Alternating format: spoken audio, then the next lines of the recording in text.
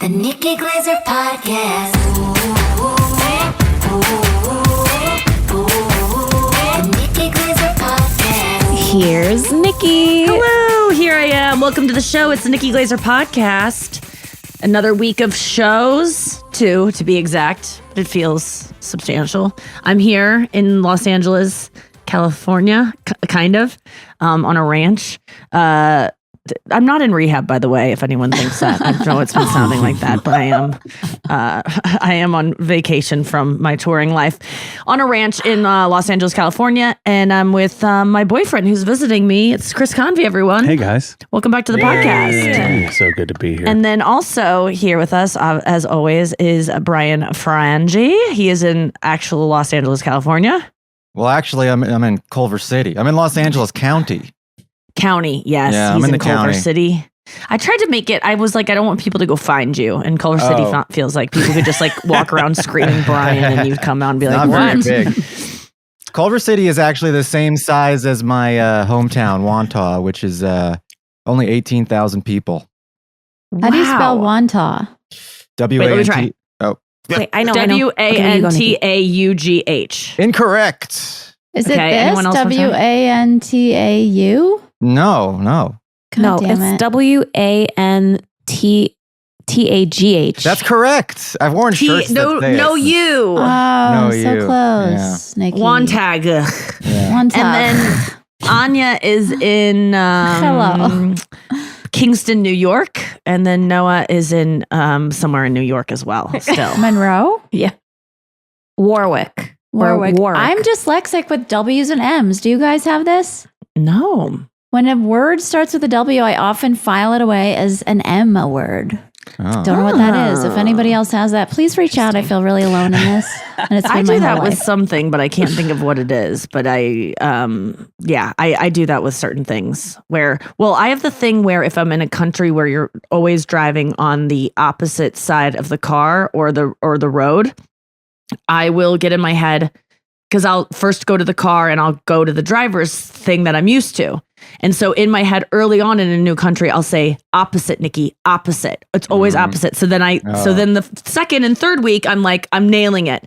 But then I cement the opposite in my head as the normal and I go opposite, Nikki. And then I'll start going to the other side, back to the original because I have cemented the opposite, not what the side That's is. right. That's the devil's Yeah. gambit.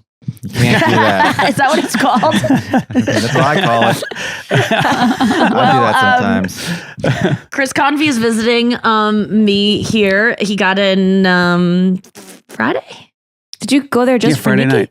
Just for Do you me, have other things baby. going on? Yeah, just for old Any Glazed other dog. reasons? Special. Special. Oh, yeah, another reason. I wanted to see Oppenheimer in the 70, like the huge IMAX. There's did only you?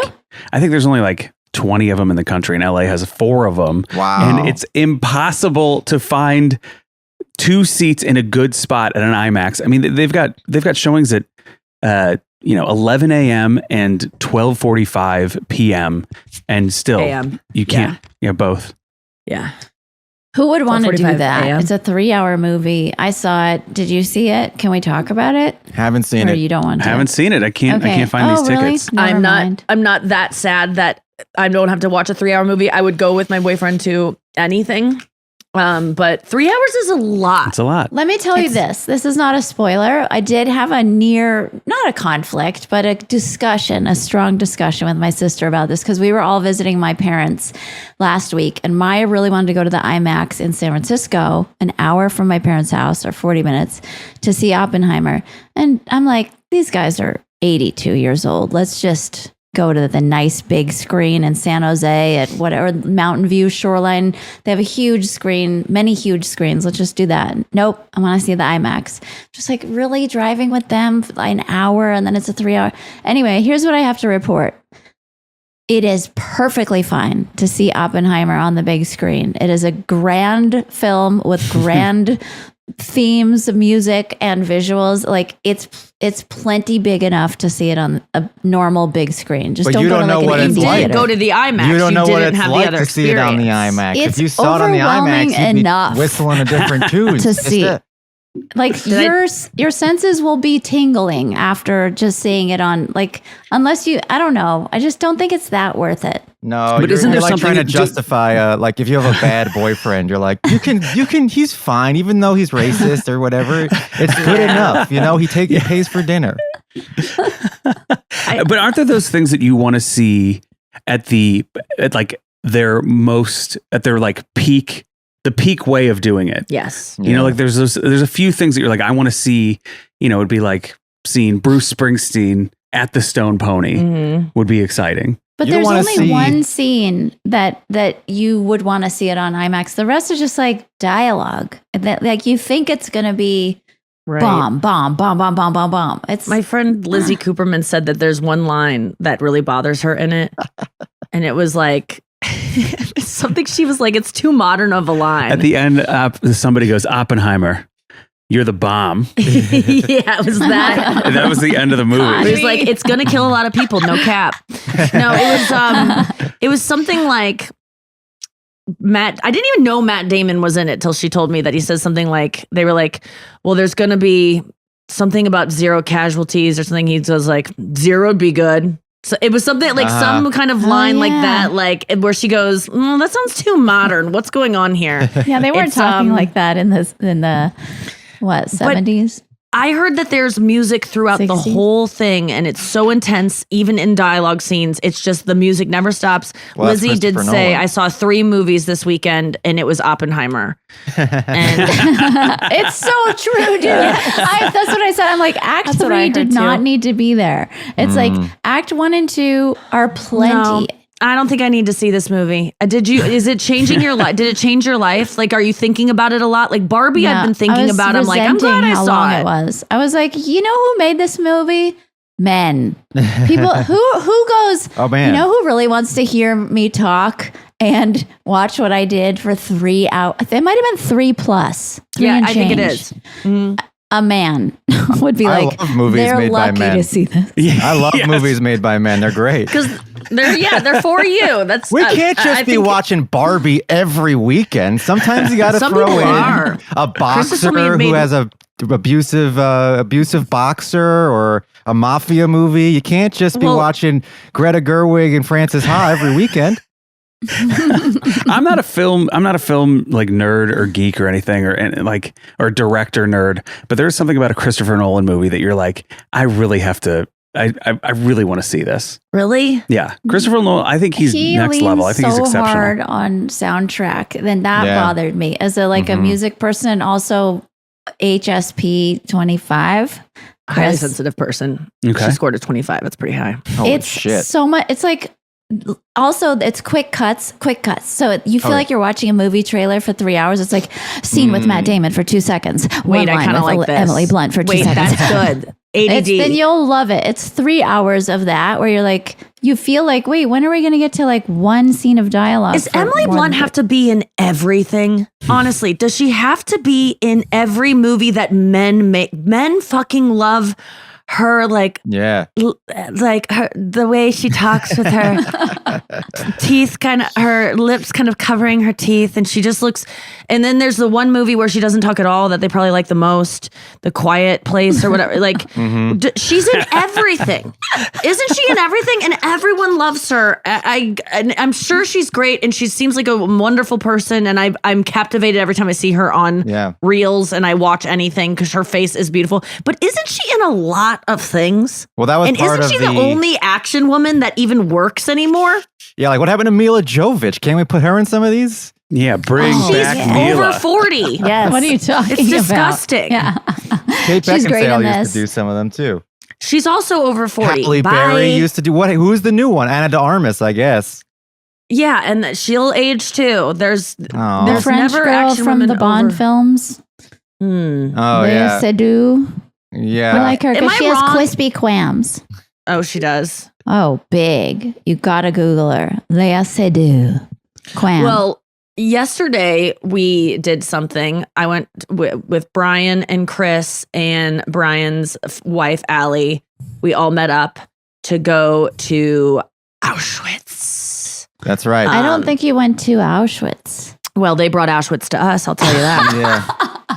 We went there in our minds and our hearts and our And souls. Yeah. Wow. I've been wanting to Double go to date this. to Auschwitz. I've been wanting to go to this Auschwitz museum exhibit for quite some time. And it's, Where is it? it's at the Ronald Reagan Library and Museum, which is in Simi Valley, California. Very interesting grounds. And also extremely crowded and popular, which I had no idea people cared Jesus about this place. Christ, they Oh. packed us in there like something that's a reference. It gave the full experience. It was hard to get close to a plaque to read it. There were so many people there. It was sold out. Was it like for sure. opening? No, was it was closed. supposed Just a to regular be. week? It was supposed to be the final day of Auschwitz, but then they expanded it to January. So we got tickets to the last day that it was supposed to be. That's why I think it was so incredibly crowded. I think so. It was, they should have sold less tickets because that made it for not a great experience. It just, you were constantly like maneuvering around someone who was spending too much time there to prove to you that they're sadder than you are.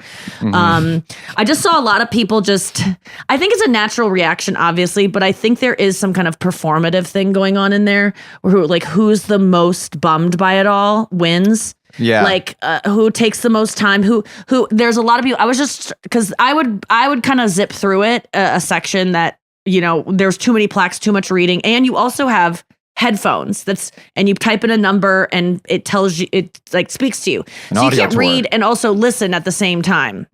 So I would stand off to the side and just watch. And everyone does this thing of looking and then going, Shaking their and head. just shaking their head and looking up like, God. And I understand, because I caught myself doing it a couple times too, and it is so horrific that you do that at times.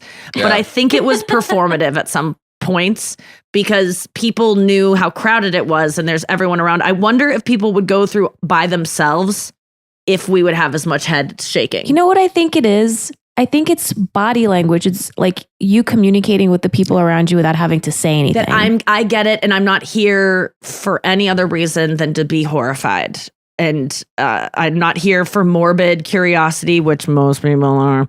I'm here to honor it and yeah, which it is a part of it. But I think most of the reason you go to the Auschwitz Museum is out of morbid curiosity. I would think you'd go to learn Or at stuff. least- Did you guys learn anything you didn't learning, know? but would you learn about something boring? I mean, there's nothing boring about Auschwitz. You know what I'm saying? Like, Well, yeah, it's learning, but I also think it's like a responsibility that we all Yes. have to go Yes. and pay our respects to to not these forget. Yes. these Yeah. people. And like, so many of them were forgotten, but like by being there, it feels like, okay, we're doing something for those by people. looking at a shoe. I really did feel like looking at a woman's shoe who's nameless, who will never know, but looking at her shoe, looking at the stitching on it, looking at the way like her bunion kind of made the side of the leather poke out, like seeing the form of her foot made me feel very connected to that person. And like, wow, if I had this happen to me, I would wish someone would stare at my shoe and take their afternoon to like read about it. And that's Sure. the least you can do. And so it aside did from feel that way. Aside from the people, there's a societal responsibility to understand the profundity of it all and just remember that it has happened and it's possible to happen and it could happen again. And if we forget that it happened, then it could, we could go down that road and not recognize the steps towards the Holocaust and then it could happen again. That's, I think, being reminded of education. those. Yeah, being reminded of those steps, like the little indignities that led to like monstrous atrocities it's shocking. It was just like step by step by step until it was an absolute disaster. A lot of people And- have the question that like, well, how could you let this happen? Or why didn't you flee? Why didn't the people revolt? Stuff like that. And it's like, you have to remember that back in the 40s, the Holocaust hadn't happened yet. The idea that somebody would be taking millions of people to gas chambers to mass murder all of them was not even a concept that people had in their brains yet. So nowadays we know that that's something that's possible, that could happen. And so if it happens again, or someone talks about it again, not in China where it's happening currently, then we'll stop it from happening, or we'll at least have more knowledge to prevent the atrocities. Wait, from it's happening in continuing. China? There's genocides happening all over the world, and they're just going on, and there's nothing anybody can do about it, and it's horrible. There's a group of the Uyghurs, Muslims who are being Uyghurs? Oh, right. treated That's right. the same. I love But that they're- it's just like me going, oh, yes. Okay. That's like all I give Look it. up now. Look up. Yeah. Look up. Yes. Now you gotta shake your Look head. up. Yeah, Shake yeah. your head. Oh, just shake. Oh, sorry. But did you guys, Oh, did you yeah, guys look read, up. read that one like Polish guy who's like, all right, I'm going to prove to people that this is a thing. Yeah. He got captured for something. He went in there. He went into Auschwitz.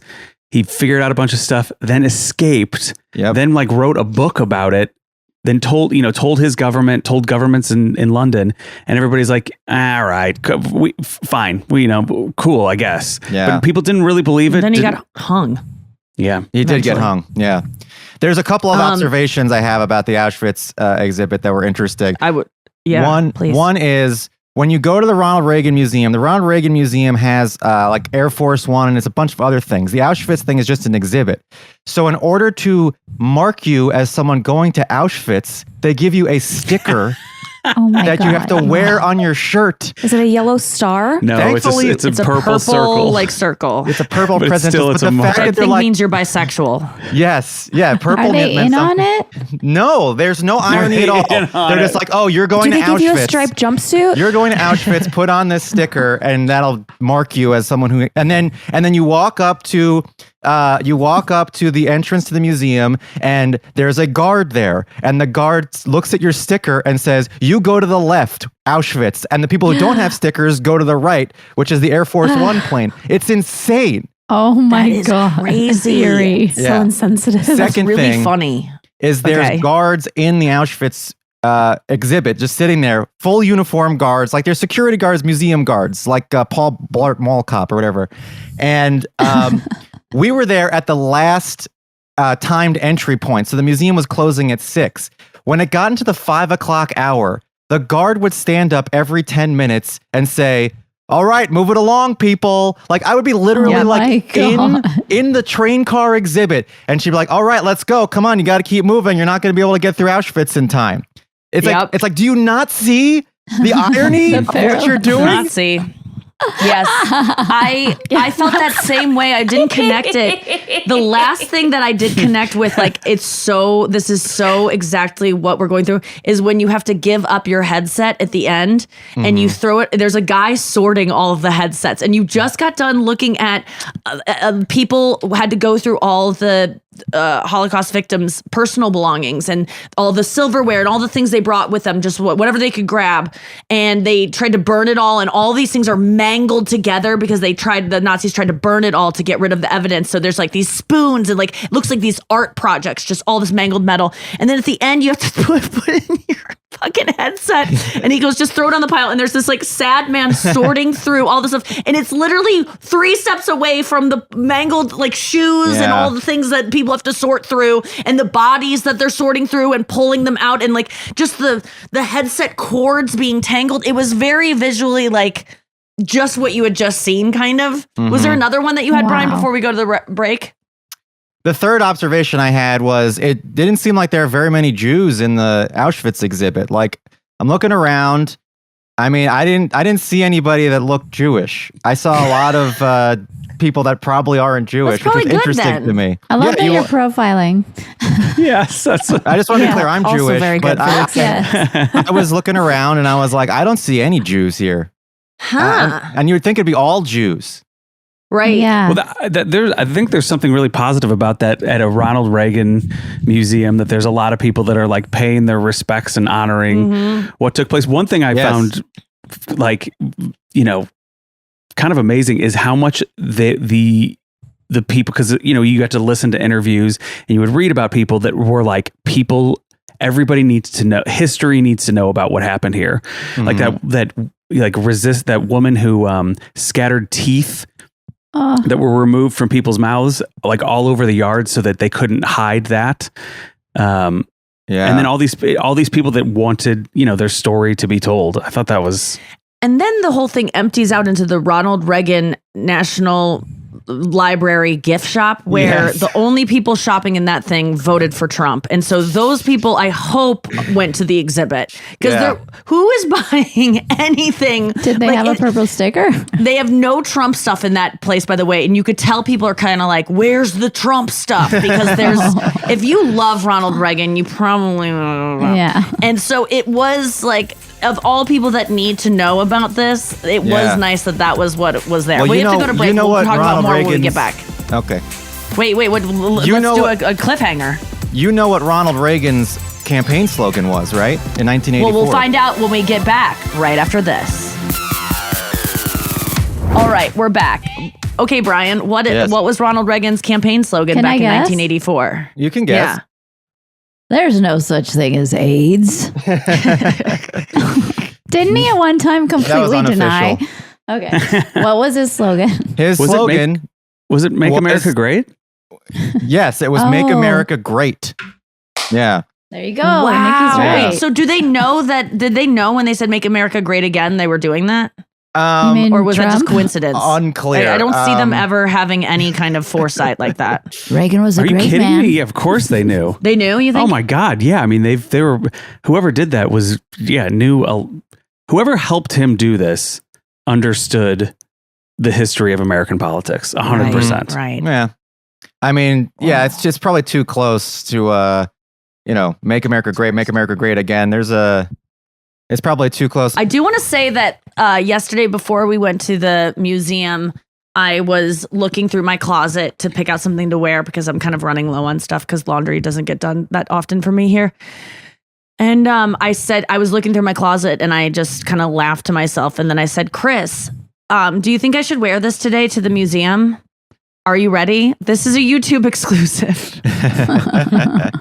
Are you ready? I go, Yeah. Chris, should I Shaking wear his this head. to the Holocaust Oh, Museum? no. Can you believe I even own this? And this is an option in my fucking wardrobe for everyone at home. It is a blue and white striped long ways, vertically striped Oh, no. It looks summer black and white. dress, but it looks like the top to it. I mean, is the exact. If I would have been wearing this in there, and I almost, Oh, I would no. have worn this That had would I have been not. such a Curb Your Enthusiasm moment. Oh my God. I can't wear that ever again now after Is it it's like because- the girl in the Never striped again? pajamas. Were you aware? Never again. Were you aware that that's what the prisoners wore in the Holocaust? Or were you just not thinking like, oh, could I wear this? No, I was doing it as a joke to him because I knew it was a the joke. only It was- reason I thought of it was because I was talking about going to the Auschwitz Museum with my two Jewish friends who I'm with a bunch here, and they were like, yeah, make sure you wear your striped pajamas. And they made some joke like that. And I go, oh my God, I have to show you guys what I have. That would be fucking so obtuse of me to wear. But I'm so glad they made that joke because I might have worn that and we might have not thought. Yeah. Like, would you have caught it, you think? Yeah, I probably would have You would caught have? it, Okay, yeah. good. Thank God. I didn't even know that. It was like when I went to the wishing well wall and was wearing short shorts. And just like the Wailing Wall, Western Wall. The Western Wall. The Western Sorry, Wall. the Western Wall. And I was wearing like booty shorts and felt so horrible about how Oh, yeah. disrespectful I was being. And they gave me a skirt. It would have been that same thing, but so much worse. They because gave you the a striped skirt to wear. Yeah. Yeah, they I came up to forgot me. about this. It- They it put ruined a our skirt day. on you. I Yeah, bet. it That's happened it to me ruined my too. day. Yeah. I wore a mini skirt and like some gypsy lady ran and tied a scarf around me. Yeah. There's And stole your wallet. It's fine. there was a part of me that was like, fuck this. I'm a woman. I can wear what I want. But more than anything, I just felt like I don't want to I don't want to be embarrassing. I want to respect what's going on here. And I felt like embarrassed more than I was like, they shouldn't cover up my woman legs. Uh-huh. I can drive and vote. And I just felt more like, oh, I'm sorry that I was being a woman here. So you Sorry, I guys have showed been my to woman's the skin. Berlin Terror of, or what is it? Terror Museum. Yeah. Museum of Terrors. How did the Auschwitz Museum compare? So much better. More involved.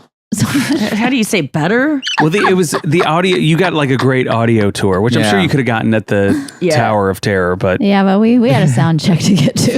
I prefer the Haunted Mansion, honestly. The It was, Auschwitz exhibit yeah. was one of the best museum exhibits I've ever been to. And I've been to a few. I've been to dogs. I've been to the Titanic. I've been to a lot of museums, but Bodies. I've been to Ooh, Bodies. Bodies is good. Yeah. Bodies is pretty good. But that's What's not Dogs? Bodies is not really an exhibit to me. Bodies is like a whole thing. It's like going to Cirque du Soleil. But to me, as an exhibit, Auschwitz was like up there with some of the greats in museum exhibit history, like elephants. You guys remember elephants? I No. felt bad because No. I was cruising through it faster than anyone. I got to a place where I like ended this one part, like it was probably a fourth of the way through, and then you have to go downstairs. So I go, I'll wait for everyone because I'm done. I'll just sit on this bench nearby and wait. And then I was waiting there for 15 minutes and they still weren't. And I go, I must have missed them. They must have gone downstairs, and I was looking at my phone or something.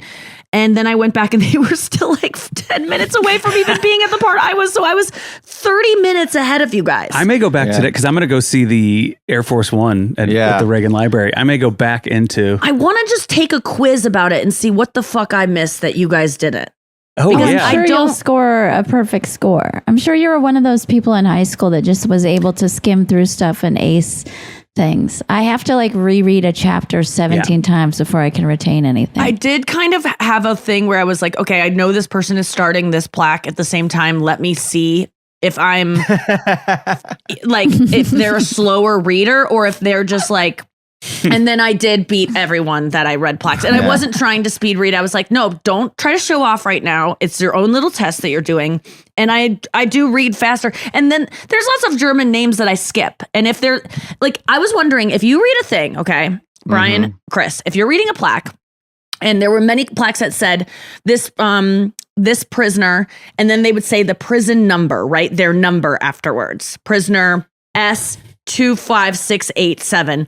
Oh yeah. Would you read the whole number, or do you skip it because you know it's a number and who cares? No offense to, I mean, like, do you go 56289, or do you just go, that's a number, I'm just gonna move my eyes?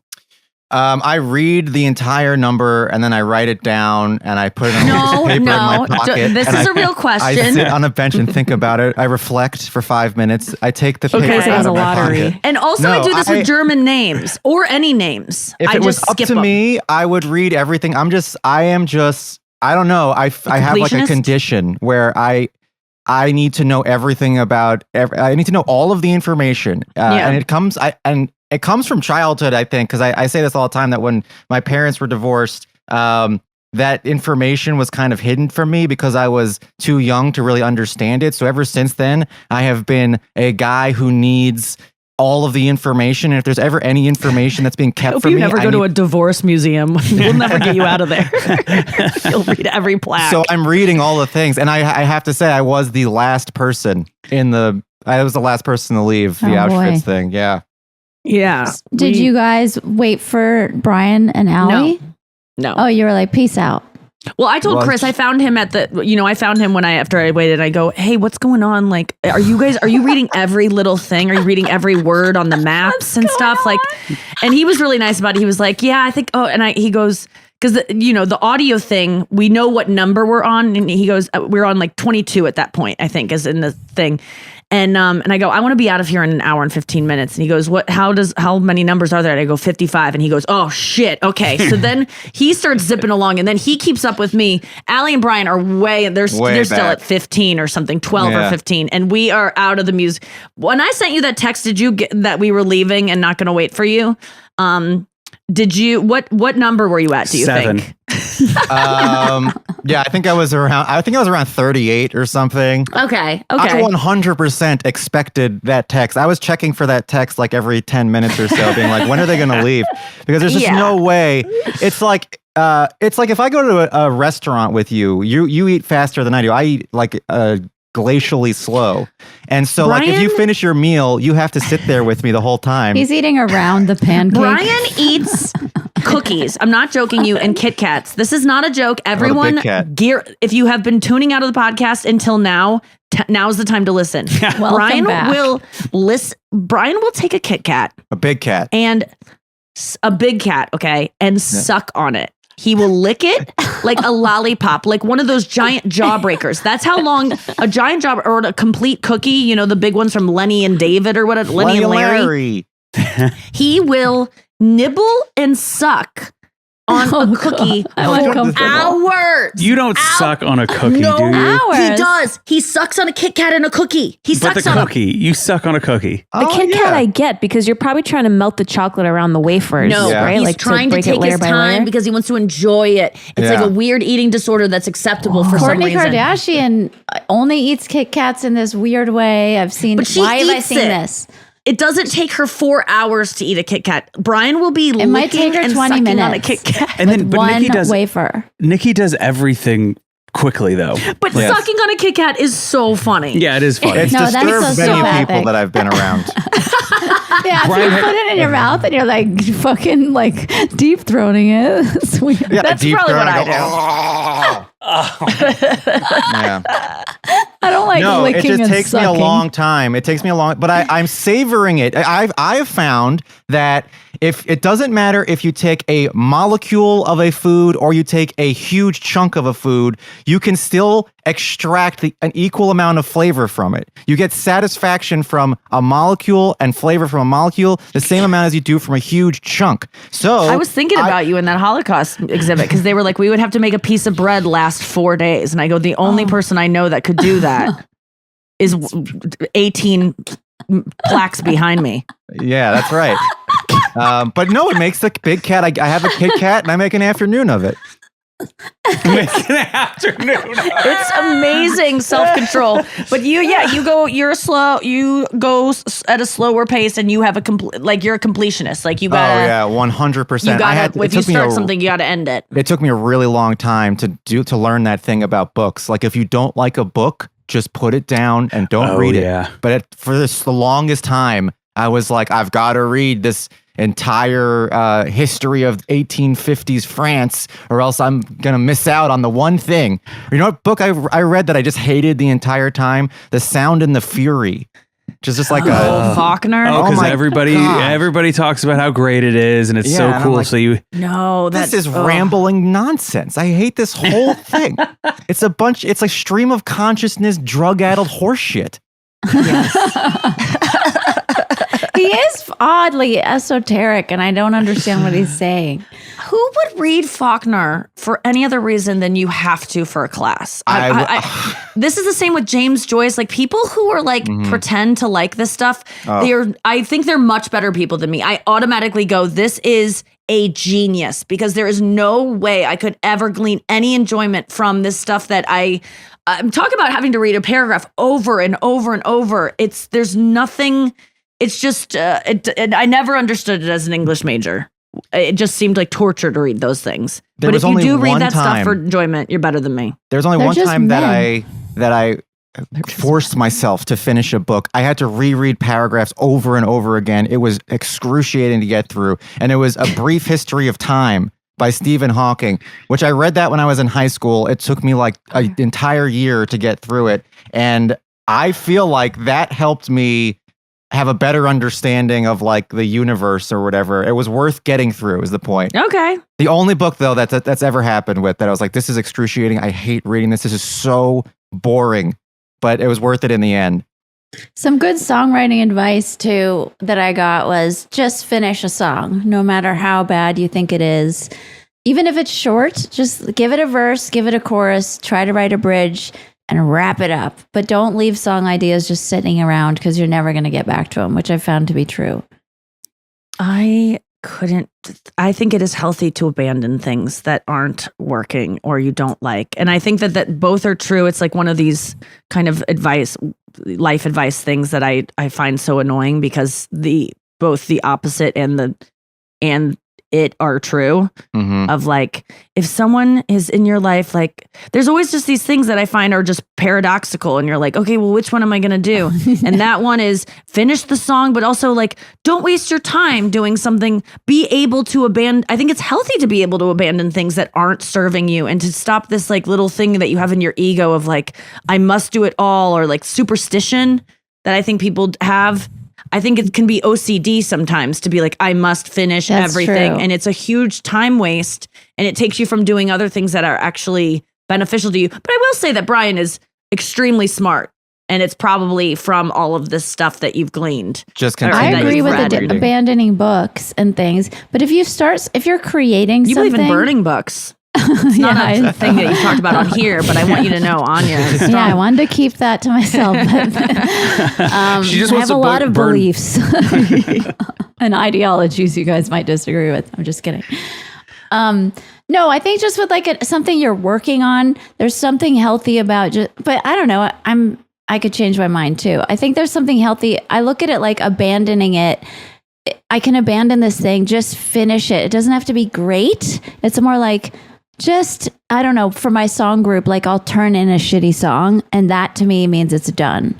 Rather than being like, I'm going to polish this turd and turn it in someday. I'm never going to do that. Just turn it in. It sucks. Yeah. Who gives a shit? That's how I feel kinda like about kids. Like if you get halfway through a kid and they're boring you should just abandon them. I think 6, 7 years old, that's Or enough dogs. time. Yeah. The kid thing, well, many besties wrote me about why they want to have kids or why they think people want to have kids. I got many responses. I got a great one today that I really loved that I think is spot on, and I want So to can share you it with you. rephrase the question so I remember exactly how you asked it? I just was saying, like, why do you think people? What's your reason for having kids? Because I'm working on a bit where I want to cover every single reason possibly that someone could have kids, and I want to address every little aspect of it. And I don't, because I hate when I'm watching a joke and someone's like covering all the angles, and they don't cover my angle. That I'm like, well, actually, I do that because I have a really good point that you didn't cover, and you're acting like you've proven this thing that I like wrong, but you didn't even consider my angle. And if I want to prove it wrong, which is not, I don't want to prove it wrong. I just want to address every angle. And this said, ever since I was little, I've always wanted to be a mom. I thought it was just this maternal instinct. Now that I'm in my 30s and haven't had children, I think I felt that way to heal something within me. Note, my parents should have never had kids. Lots of childhood trauma over here. Even though I recognize it could stem from some unhealed place, I still want kids. However, I want to adopt, which admittedly probably comes from trauma. I don't feel the need to pass on my genes, but there are kids that didn't ask to be born, and I know they could give them the love they deserved. I thought that was interesting that because I'm trying to figure out what is the instinct, because as animals, we don't have the instinct to want kids. Kids just show up. We just like all of a sudden we're pregnant because we had sex. We didn't connect sex with having kids. So there was no like, until we became intellectual enough to like actually go, oh, this thing that I do when I get cummed in makes a kid. We just had sex. And then all of a sudden 9 months later, we were like, I had a kid, and you go, and they're so cute. That's why babies are cute. You have this thing that's suddenly a burden, but it's so cute. You raise it, and you need, help around the fucking village and stuff. So the wanting a kid for any other reason than like labor and having your, I don't know, just like, other than labor, cheap labor, free labor. Continuing I don't your understand. genetic line. But it's an instinct, but people don't say that I want to have kids because I just want to continue my lineage. People say it because I just want to be a mother, and you go, well, that's Wasps not do. What? Wasps do, like rich, wealthy, white people. I thought you really meant the animal wasp. I think a lot, like people want to continue their name, their line, their genetic. Maybe they don't brag about it as much, but immortality. they definitely do. Right. People People want to have kids to take care of them. I hear that sometimes when they're older. Right. Well, that's one I've touched on. You don't want to die alone. You want someone to put up with your disgusting body and old age. Like the way you are when you're old, no one really gives a fuck about old people because they're supposed to be dead and they live too long now. And so you need younger people to take care of you. Yeah. So you want that. Right. That's the problem Guys in China who run right hardware stores, they want someone, a We son need to. people. Yeah. They want like, their son to run the hardware store. Also, I got a message that said, I'm watching episode 344 of the podcast, You, Anya, and Chris in London. I'm a heterosexual man, first of all. I just wanted to point out that I think Chris is looking directly into when he looks directly into the camera, he resembles Vincent Vega with a good haircut. And that's John Travolta in Pulp Fiction. I don't see it. Oh, I don't Have you see ever that, gotten but that he is before? a No, I've handsome never. guy. I don't think I've ever gotten that. Yeah, that's I a might good. say. That's a good one. Also, Chris seems Chris, like a I great think you guy. do this. I think he's like looking in the camera. Can you guys tell the difference between this, where I'm just staring at Nikki and Chris, and now I'm looking into the camera like, hi guys, hi audience. No, there's no You difference. can't tell at all. Yeah. I never Chris, look where at do the you look? camera. I'm looking at who's talking. Okay. Yeah. Yeah. Hey, isn't that a John Travolta film?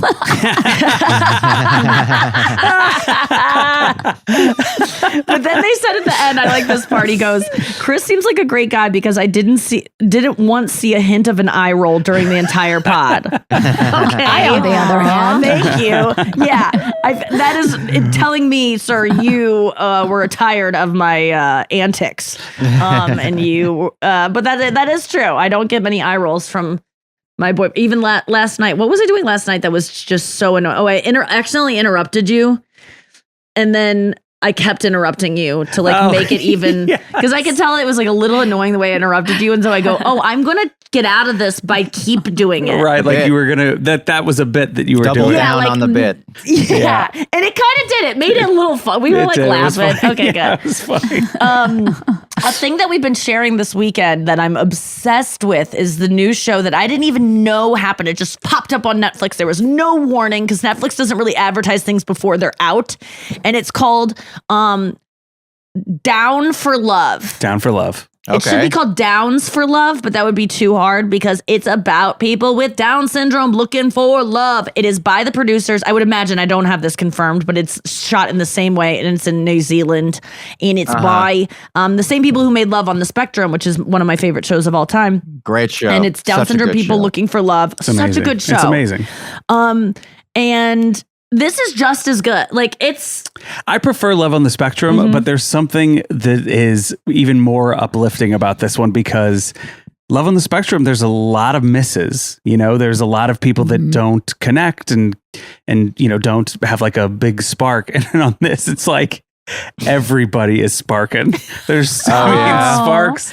It's all sparks. And it makes it's like people fall in love within 7 words. I'm not kidding you. They start saying I love you within 10 minutes of meeting each other. It's amazing. It's so there's so beautiful sweet. things about it. Yeah, because I go, maybe this is happening because they have an intellectual disability. I mean, what Down syndrome is, they are going to be less intelligent than most people. And it's sometimes I think, wow, we all could just love each other. The first person you go on a date with, we all could love each other that much if our intellect didn't get in the way. It's almost like they are better off in that way of they can just love so much easier, more easily. It feels like there's like a purity to the whole experience. Yeah, and it doesn't make me, there's a part of me that goes, well, they're just kind of stupider. So of course they're going to fall in love. Like, oh man, they don't even know what else is out there. They could find something better. But then I go, I can't imagine Carlos with someone better than Eleanor. Yeah. Even though at first I go, Who else would he write hook up poems about? Carla. With Libby. Yeah, I wanted him with Libby. I wanted him was with like, Libby. Libby and Carlos would be the best match. Because you meet people on this show. So many spoilers. There's nothing spoiled because every person they go out with, they fall in love Yes. with. There's Okay, no chance they won't end up together. What about everyone. Libby? Yeah, Libby's the one, because there is a spectrum. Libby's a catch. There's a spectrum of people with Down syndrome where it's like there are some that are more highly functioning than others, and Libby is a very highly functioning woman with Down syndrome, and she's a little bit more selective. So you see the more, and then sometimes they are so have it so much. I don't know how it's like it's different or whatever, but sometimes they're not capable of really connecting. Like the one guy, her brother that she brought on the date with her. Oh yeah. That girl's brother. And he couldn't really even talk to his date. But you just want them to match up intellectually. You want them to be so you start to learn all these people with Down syndrome. You go, oh, he'd be great with her. Oh, they both have the same, they're on the same level. It's great to down. just abandon cynicism for like a half hour and just That's such a good point, bask babe. in the beauty of people that are like excited about each other. And I hate to say this, but when I watch something, we were talking about it last week with Louis C.K. If I'm watching or listening to enough Louis, I start talking like Louis. I start thinking like Louis. And I have been a little bit more like, I love that. Like a little bit happier, a little bit more like, I have like the disposition, or I want to have the disposition of people with Down syndrome because they are so cuddly. They are so happy. This morning, Chris was cuddling me in bed and I go, is someone getting a little downs? Because it was like, it was so, because they love cuddles. They love cuddling and kissing. It just so shows much. one side of them. We can't say that all of them are, No, we don't want to do but that. it is, but I looked it up on It is a and hallmark. was it is a thing. Most of them, and not all of them, of course not all of them, we all are You have complex human struggles. beings. Oh yeah, They have struggles. Loving. But there is no question that they are happier than the most human beings. There's no fucking question. And maybe write to me if you have experience and educate me about and I know they're aware that they get made fun of. They're aware they have a disability. They're aware that life might not be as easy for them and they don't get certain things and they're bummed out about that. But I am obsessed with people with Down syndrome. I again, like the way I felt after I watched Love on the Spectrum, I'm like, I want to be around this more. I want to be around these people more because they are so pure and so joyful about the things that they do love. And they're so cuddly. They're so like, I know being a parent to someone with Down syndrome must be just a fucking really hard road and all the things that go with it. But much like Love on the Spectrum, the parents seem the parents so are blessed that they have a Down syndrome child.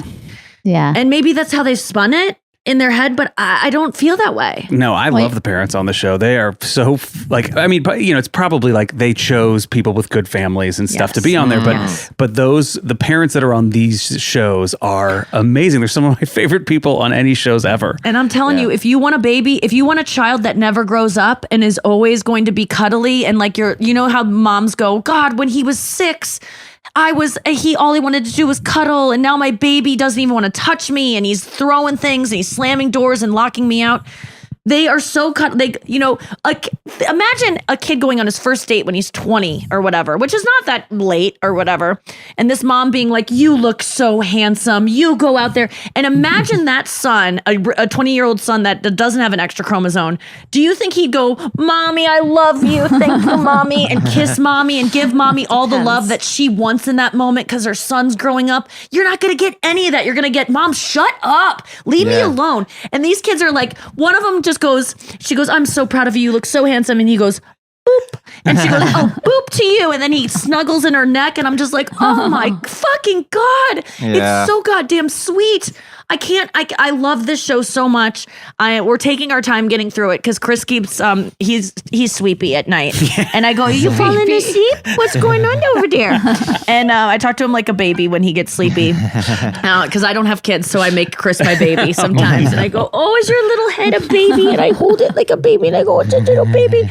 And I so just want we to keep watching clarify episodes over and that, over. Yes. Down for Love has no producer in common with Love on the Spectrum. No way. Yeah, totally different Okay, people. we gotta go to with break. New That's Zealand. blowing my mind because it's shot the exact same way. Yeah, it's very similar. I would have bet $1 million on that. $1 million. I'm so glad I didn't. Yeah. I would have bet $1 million. $1 I probably would have bet something extraordinary because there's just it's done the same way and it's in New Zealand. Well, But Love on the how Spectrum they is Australia. I thought do they some had stuff in one New season Zealand, in New too. Zealand. They did. It's the producers are from Australia. The other ones are from the Love. Down for Love people are from New Zealand. The Love on the Spectrum company is from Australia. Well, Brian's going to read the complete IMDb before we get back from the break, and he'll have all the information for us when we get back after this. So we're back. What did you? Any other any highlights from your all's lives, weekends? Well, I just want to say thank you to the besties who have shared with me all of their mattress purchases over the last couple of days. I have hundreds of people telling me what kind of mattress they have. I have still not decided. It's almost making it more difficult because everyone is saying a different mattress is the best one. The whole mattress buying experience, it's all a scam. The whole thing is just one big giant scam. And we got scammed hard this week. Yeah. Oh, what happened? What? We were about to make a purchase on our mattress. That's so weird you brought that up. I kind of forgot. I wanted to talk about it. I asked about your weekends and it's back to mine. But wait, so Brian, let me just you are going to return the Tempur-Pedic you have and get the other Tempur-Pedic. Is that what you've concluded? This is actually interesting. My current plan, believe it or not, this extension of the mattress saga, which is the most boring possible thing to talk about, is interesting. So I am going to return this mattress. That's my plan, and not exchange it. I'm just going to return it, and then I'm going to buy another Tempur-Pedic. So I go to the Tempur-Pedic store a few days ago. I go in, and I am all business.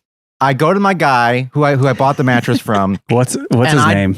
Kingsley. And I don't even let him respond. I just say, he doesn't say hi either. I don't even say hi. I walk into the store, I open the door, ding, ding, ding, ding. I am returning my mattress. I don't like it. I feel like it's a terrible mattress. I get it that it's not broken in yet. I don't need to break it in anymore. It's too firm. I don't think it's ever going to get firm. I tried the mattress at another store and it was too firm. I don't want to try. Please just let me return this mattress. I'll pay the restocking fee. I'd like to get another Tempur-Pedic mattress. If I have to do it from another store, that's fine. But I just want to return this one and get a refund. I'll pay the restocking fee. And then he responds by going, "We've been attacked. We've been attacked, and all the systems are down, and I can't do anything because there's an attack."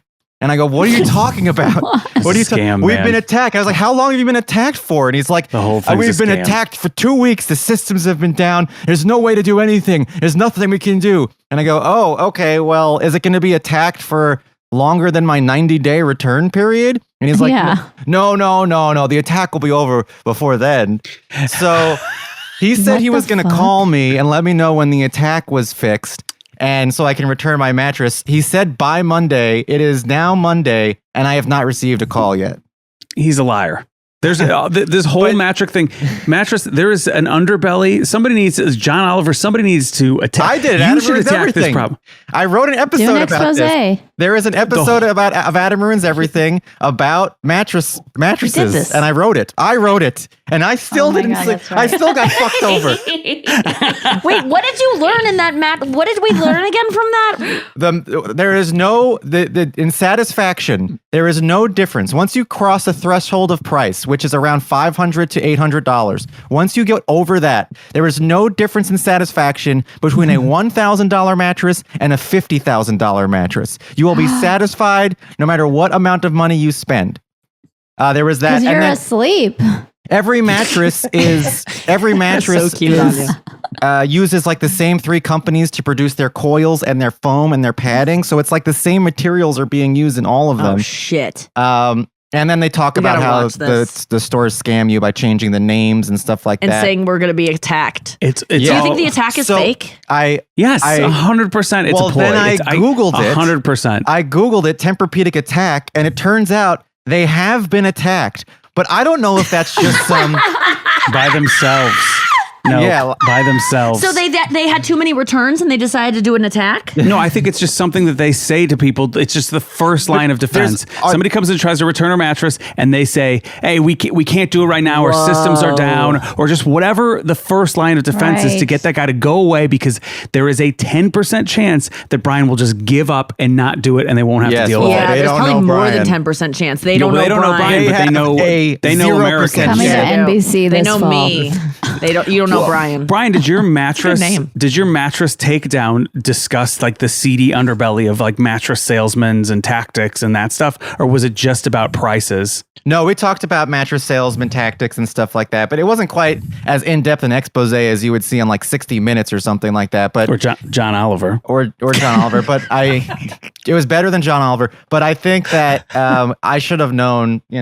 I bought the most expensive Tempur-Pedic there is, and that was the mistake right there.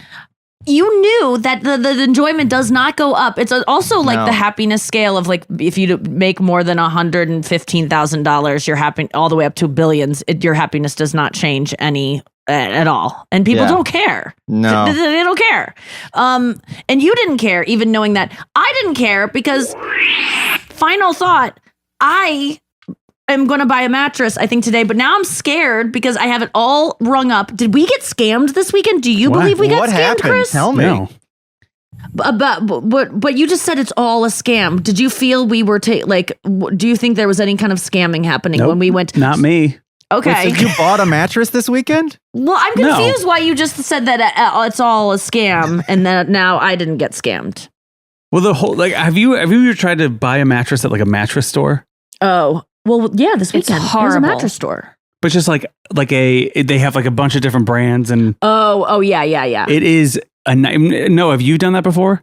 First of all, the mattress that's is how the we most. got our mattress. And what I mean, did they give you all types of weird stats and this is 50% off today, or and then you like want another one? They're like, we just that's- had They a were window literally 80% scam. tugging off. at my jeans as I was like walking out of the door. Yeah. You know, they just want to keep you there until they make that sale. They're I've been attacked. even worse than car sales. because the mattresses they come in. I bet they're like $100 to make in some poor country, and then basically it's a game for them to see how much they can make people pay. God, I took damn our it. mattress like bag off one day to see if I could wash it, and I'm like, oh, this expensive Tempur-Pedic mattress I was sleeping on is just a huge block of foam. That's all it is. Yeah. Just a block of foam someone cut and put into a Tempur-Pedic- bag. They would be like, "This is all NASA technology." I remember 20 years ago, they're like, "This is NASA technology." I'm like, "I got to get one of those beds." So you think us going to Avocado, we saved that kind of rigmarole? There's got to be a huge I bought a markup. quilt from Avocado, and they were highly recommended by my friend that's really into eco-friendly stuff. I have a duvet from there. 3 of the bamboo buttons have come off in the washer. 3. That is not normal. I have a different opinion Okay. on avocado mattresses. My brother and sister-in-law have 2 of them, and I've slept on both those mattresses, and they're great. Okay, great. Yes. wish We you the went best. this weekend. I think with avocado, you are paying for some sort of understanding of where it came from, and it An operates. avocado. They all Where did came it from an come from? avocado.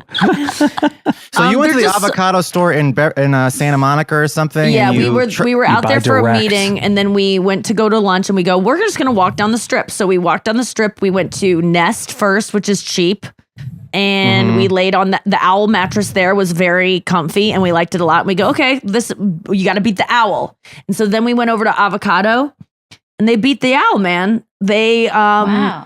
I did the plushest one because there's something about too plush of a mattress makes you feel like this is too luxurious. Like I don't want to have this every day. Right. But then Chris was like, Pepsi challenge. why not? Oh yeah, Pepsi challenge. Because the Pepsi challenge, will you tell people what the Pepsi challenge is? So the Pepsi challenge, I don't know if it was 80s or early 90s or what, but basically you would do the Pepsi challenge and you would take a sip of Pepsi and a sip of Coke, and it was just a sip. So most people said, well, I like the Pepsi. You know, people that weren't connoisseurs who don't know the exact difference say, I like the taste of the Pepsi better. And so everybody's like, oh, well, Pepsi must be better because the Pepsi challenge works. Like everybody likes Pepsi better. However, they went back and did another study. If you're drinking a full can of soda, people preferred the Coke over the Pepsi. So on a one sip off, Pepsi is better, but Coke is better over a longer period of time. So we laid on the Pepsi, and we thought this is great. It's Taking like, a sip here. They started us out on the Right. hybrid of like it's like not too firm, not too soft, and that was Sure. awesome. And then I go, I think I kind of like soft. I don't know why. I want to try it. Like I've always said I don't like soft because it's too luxurious. It feels too good. What? It'll hurt your Why back. would you not like something that feels too good? I don't have back issues. I think back issues are all in your head, so I don't subscribe to that.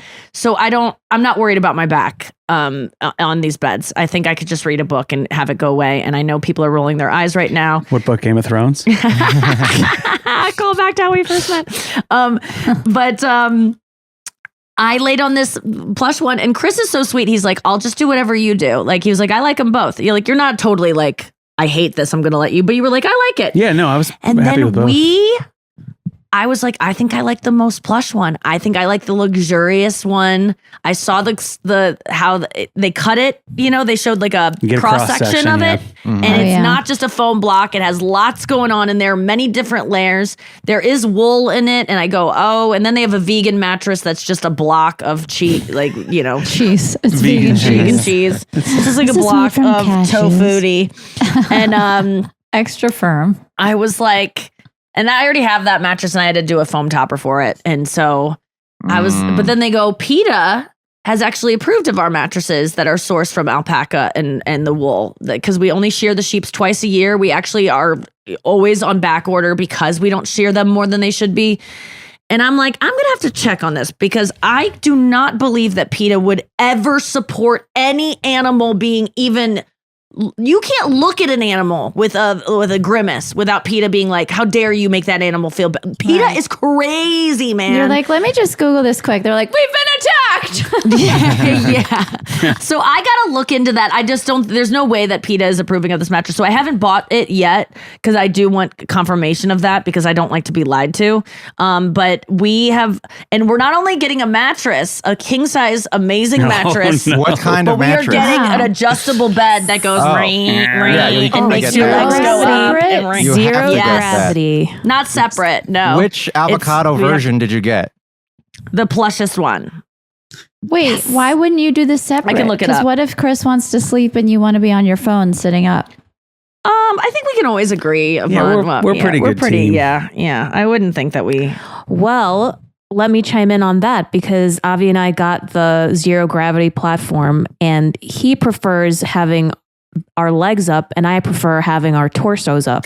So I might be up to something. you Luxury only have one organic setup. mattress, king Okay. plush, eco adjustable base, organic cotton mattress pad protector, and avocado green pillow.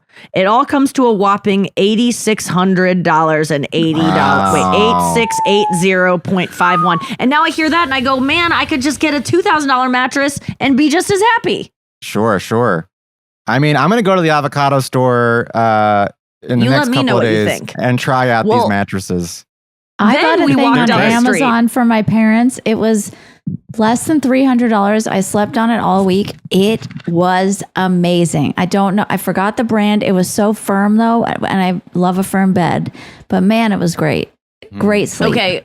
Well, I just have to say, then we were on our way back to the car, and there was another mattress store yeah. called Hastings. Sastens. And they got good looking beds that I've been loving for a They're long like time. this buffalo plaid print on all they just look cool. It's blue and white, like plaid for the mattresses, all in the store. And I've seen this place for a while, walked by there. We used to live near there when we were staying in Santa Monica. Do you know about Hastings, Brian? No, Before you look them up, don't look them up.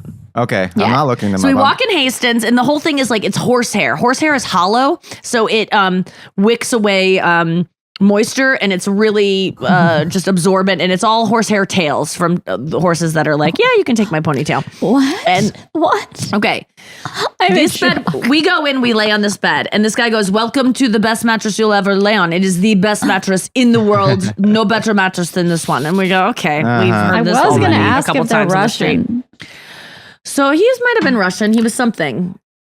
because they eat horse meat there. Maybe he was Middle no, Eastern. it was Hastings is a Swedish company. Oh yeah, he was, but he was not Swedish. So we lay on this mattress, and it feels pretty good. Yeah. I start going, oh my god, we just kind of signed off on avocado. She made a whole print up of the thing. All I have to do is press pay, and we're done. Like I was kind of a done deal. And I go, I'm liking this Hastings. This feels really good. He's telling me it's the best mattress in the world. He goes, we haven't changed it in 200 years. We perfected it. There's nothing. You will have this mattress for life. There is no reason to ever get another mattress again. This will last you 100 years. He said we've never gotten a return. We don't have returns. We don't have returns. Like, I don't even know if they allow returns. So then Yeah, I go, that's okay, how. great. And I'm thinking, man, I think I like this mattress a lot. I go, how much is this king size one of this version? He goes, $17,000. I go, $17,000? And he goes, no, $70,000. Yeah. What? Look at Noah's face. What? I said Noah. 70, and then all of a sudden I'm like, get off this mattress. If you like, I almost pissed my pants because of the price. And I'm like, I'm gonna ruin this thing. And I go 70, and then I mean, obviously knew there was not a sale happening. I was like, maybe in the future when have Sebastian Maniscalco money or something. But Jesus Christ. And I go, well, let me lay on this one over here. I go, this is like Beyonce sleeps on this thing. There's no question but Beyonce. And he goes, What did you just say? And I go, Beyonce, Jay-Z, they're sleeping in a bed like this. And he goes, they are a client of ours. Very good. They have custom made beds. We make all the beds. They're building a new house right now. They just contacted us recently. We making beds for them. And I'm like, of course they are. Taylor Swift sleeps on this bed. $70,000 mattress. Doesn't get better. And they're just a little store in Santa Monica. I felt instantly you just go, what am I doing in here? You kind of feel like Pretty Woman. Like where they're just kind of like, but he was very nice. At no point did he give up on us. Yeah. And I thought, you know what? This guy thinks I'm going to make it. He believed in you. He knows that I'm going to have a Hastings someday. Yes. But this is so Emperor's New Clothes. Like, what bullshit could we stuff into a bag and sell to people for? How about horse hair? Yeah. Like, was it really that much better? Horse is the only hair of an animal that is hollow. So it absorbs moisture and I don't know, like like if you put it under a microscope, it'd be hollow. It's like a little tube. As do the opposed horses get any kickback for this? They're just taking all these horse They literally tails? kick back because someone's cutting their tail and they kick them. They're making money off horses' backs, literally. Isn't everyone making money off horses' backs? So that's so I might buy that because I want that bed waiting for me when I get back in town. Yeah, I don't blame you. PETA has not signed off on this. There's no way. No, not the Hastings. PETA would fucking hate Hastings. And I'm not going to get this thing until I am very, very rich. Hastings. But I do have to check Avocado if PETA signed off because I think that was just a talking point. And the girl was a very good saleswoman. Yeah, she was good. I forget her name. But when I told her my name, she goes, I thought it was you. And I liked that. Aw. I did like Ding, that. ding. Ding, ding, ding, ding, ding. Recognize. Ding, ding, ding, ding, ding. Okay, guys, we got to go. Chris will be here tomorrow, too, from California. Hope you enjoyed the podcast. Thank you. Keep writing to me about why you want kids. It's very interesting reads. Please write to us about anything that you heard on the show today. Check out the Down for Love show and tell me your thoughts on that. If you know Down syndrome people, let me know your experience with that. If I got anything wrong, please educate me. I love you so much. Thank you for listening to the show. And don't be and tour. Go see me on tour. It's coming up September 15th at the Chicago Theater. And then so many dates. You can see them all on my Instagram. Brian helped me shoot a very funny Instagram reel the other day with all of my dates. I forgot to do San Francisco, so don't forget about that date. But there are so many coming up. NikkiGlaser.com for tickets. And don't be and just never forget.